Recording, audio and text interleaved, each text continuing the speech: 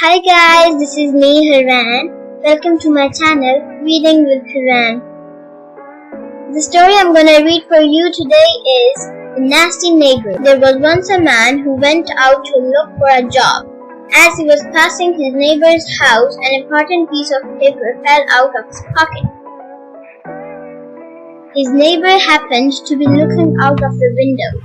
He saw the piece of paper fall and he thought, what a disgrace. That guy purposely let that fall out of his pocket. He's trying to mess up in front of my house and he's being sneaky about it too.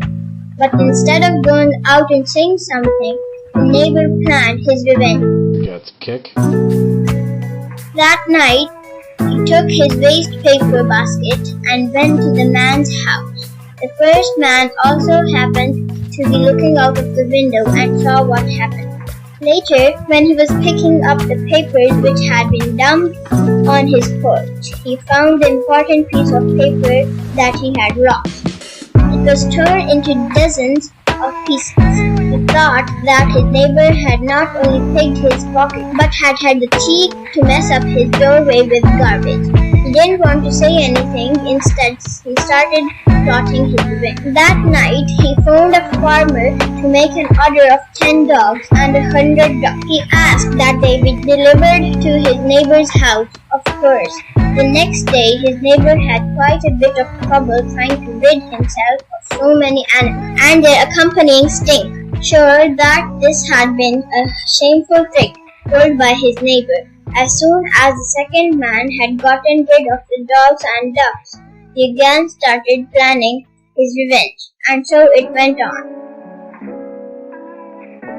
They continued trying to get their own back on each other, and each time their acts of revenge got bigger and more ridiculous. The dropping of that single piece of paper ended up invoking a rock band, a fire siren, the driving of a lorry into a garden fence, the throwing of a hail of stones at windows, and the firing of a cannon. Finally, the dropping of a bomb, which destroyed both men's houses. Both ended up in a hospital and had to spend quite some time sharing a room there. Gets kick. At first, they refused to speak to each other, but one day, tired of the silence, they got to talking. As time passed, they became friends until one day they finally did discuss the piece of paper incident. They realized that it all had been a misunderstanding and that if they had talked to each other on the first occasion, instead of jumping into conclusions about bad intentions, then none of this would have happened. Even better, they would still have their houses. However, in the end, the fact they were talking and had become friends helped them greatly to recover from the wound and to work together to rebuild their houses. My friends, the moral of the story is, your actions always have a way to coming back to you.